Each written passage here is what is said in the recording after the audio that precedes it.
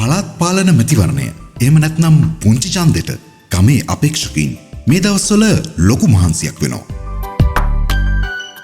ගෙයින් ගෙට යමින් තම දේශපාලන පක්ෂය හෝ ස්වාධීන කණ්ඩායම ගැන මහජනතාව දැනුවත් කරන්න ලොකු මහන්සියක් එයාලා ගන්නවා. ඉතින් අලවතුගොඩ අපි එසේ මෙවර පළාත් පාලන මැතිවරණයට ඉදිරිපත් වන අපේක්ෂකෙක් එක්ක කතා කරන්නයි මේ සූදානම. මේ ඉමේෂ් ද සිල්වා අප සමග දැක්වූ අදහස්.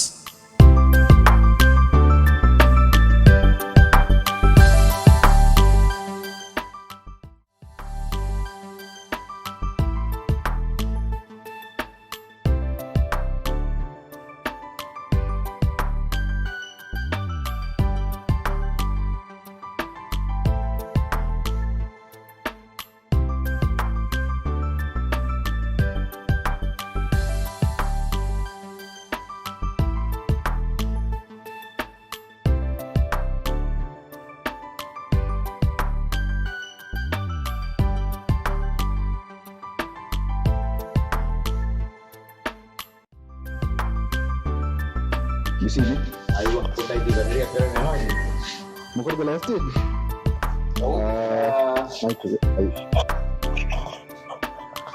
ඉතින් ලෑස්ති වෙන්නේ මේ පාර ප්‍රාදේශ සභාවට තරඟ කරන්න කියලා තමයි ඉතින් 2025 අපුරන ප්‍රාදේශ සභාවට කණ්ඩායමක් ඉන්නවා. ඒ වගේම ඉතින් ගොඩක්ම ඉන්නේ තරුණ ප්‍රජාව ඉන්නේ. ඒ කියන්නේ ඇත්තටම අපේ වයසේ සහ අපිට වයස පොඩ්ඩක් අඩු කට්ටිය කියන්නේ ගොඩක්ම තරුණ ප්‍රජාව තමයි මගෙත් එක්ක ඉන්නේ මේ අවස්ථාවේ. මම ඉතින් ඇත්තටම ගත්තොත් මගේ නම ඉමේෂ්. මේ පොඩි කාලේ ඉඳන් අලවතුගොඩ ටවුන් එකේම තමයි අලවතුගොඩ ජාතික පාසලට තමයි ගියේ. ඒ එදා ඉඳන් අද දක්වා අලවතුගොඩ ටවුන් එකේම ඉන්නවා. හැමදාම ඉතින් අලවතුගොඩ ටවුන් එකේ ඉන්න කොල්ලෝ කෙල්ලොත් එක්ක සෙට් වෙලා ඔක්කොමත් එක්ක කරගෙන යනවා අපි.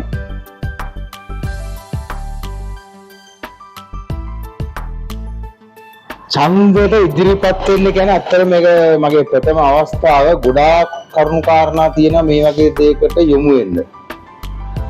ගොඩාක් කරුණු ප්‍රජාවකින් අපිට ආවා මේකට යෝජනා ආවා. කියන්නේ ගොඩාක් මගේ හිත මිත්‍රාදීන්ගෙන් ආවා. අරඹපොළ, දෙල්ගස්කොඩ, යාළුගහවෙල, ඊළඟට ගත්තොත් හීපිටිය, නාගහපිටිය, එතකොට අලවතුගොඩ නගරය, බලකඩුව, සයිස්ටන් ඔයගේ දින හැම තැනකම ඉන්න මගේ කියන්නේ පාසල් කාලේ ඉඳන් ඉන්න මිත්‍රයන් ඉන්නවනේ. ඒ මිත්‍රයෝ හැම එක්කෙනාම කිව්වා අපි මොකක් හරි දෙයක් මේකට කරමු, මේකට වෙනසක් කරමු. ඒ දෙයට වැඩේ අනිවාර්යෙන් අපි ඉදිරියට යන්න ඕන කියලා. ඒ අවස්ථාවේ මම තීරණය කරා අපි ඔක්කොම මේක එකතු වෙලා වැඩ කරන්න ඕන කියන එක. ඒක නිසා තමයි මම එකතු වෙමු කියලා දැම්මේ. හරිද? ඊට දෙවනුව වැඩ කරන්නත් ඕනේ. අපි වැඩ කරමු කියන එකේ තේරුම අපි එදත් එකයි අදත් එකයි හෙටත් එකයි. ඒ සියලු දේවල් ටික එකතුවම වැඩ කරමු කියන්නේ අද කියන දේම තමයි හෙටත් කියන්නේ. අනිවාර්යෙන් අපි ඒ කරන දේ කරනවා කියන එක කියන්න තමයි එකතුවම වැඩ කරමු කියලා අපි දැම්මේ. මෙවර මැතිවරණයට ස්වාධීන කණ්ඩායම අංක 2කින් බැට් එකෙන් ඉදිරිපත් වෙලා දිනුවොත් මොකද කරන්න හිතන්නේ? කරන්න දේවල් ගොඩක් තියෙනවා.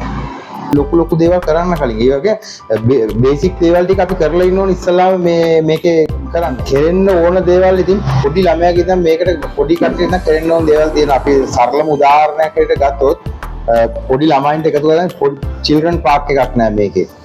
ඒකටම උදාහරණයක් අපිට තියෙන ග්‍රවුන්ඩ් එක. ඒ ග්‍රවුන්ඩ් එක දැක්කොත් මම හිතන්නේ ඔබතුමා දන්නවා ග්‍රවුන්ඩ් එකේ තත්ත්වය කොහොමද කියලා. ඒක සෙල්ලම් කරන්න මේක මොනවාද බී වපුරන්න වගේ පුළුවන් තත්ත්වයක දෙයක් තියෙන්නේ. ග්‍රවුන්ඩ් එකක් වුණා මෙහෙම නෙමෙයි. ඒක හොඳට තියෙන්න ඕන. පොඩි ළමයින්ට සෙල්ලම් කරන්න වෙනම පොඩි ප්ලේ ඒරියා එකක් තියෙන්න ඕන.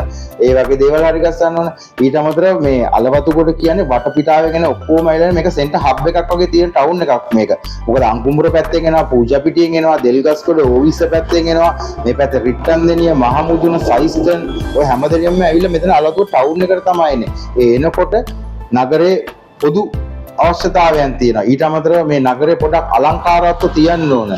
ඒ වගේ දේවල් හදන්න. මොකද මිනිස්සෙක්ට ටවුන් එකට ආපුවම මේක අපේ ටවුන් එක කියලා හිතෙන විදිහට තියෙන්න ඕන මේක. ඒ දේ වැඩි දියුණු කරන්න තමයි මගේ බලාපොරොත්තුව තියෙන්නේ. තව අලවතුගොඩ දෙල්ගස්කොඩ කොට්ටාශයට මගෙත් එක්ක මම හිතන්නේ මේ බැනර් එකෙත් පේනවා අපේ ශාන්ත ආරච්චි මහත්මයා ඉන්නවා, මම ඉන්නවා, ඊට පස්සේ අකිල මලීෂා ඉන්නවා, ඊට පස්සේ සයිස්ටර්න් එකේ ප්‍රජා නියෝජනය කරමින් දේවරාජ් ඉන්නවා. ඒ වගේ අපි සියලු දෙනාගෙන්ම මේ සමානව සාමූහික හැදුන කට්ටියක් තමයි අපි මේ අලවත්පුර දෙල්ගස්වල කොට්ටාශයට දාලා තියෙන්නේ. ඒ කියන්නේ අපේ කණ්ඩායමට ඉන්නේ. ඒතකොට ඒ කට්ටියත් එක්ක එකතු වෙලා අපි එකතුවම වැඩ කරමු කියන තේමාව යටතේ ස්වාධීන කණ්ඩායම් අංක 2කින් බැට් එක ලකුණ ඉදිරියේ කතිරේ ගහලා අපිව දිනවන්න කියලා සියලු දෙනාගෙන් ඉල්ලා සිටිනවා. අයියරත් බොහොම ස්තුතියි. ආයෙ දවසක හම්බෙමු. අනිවාර්යෙන් හම්බ වෙනවා අපේ ලාවට. right. thank you.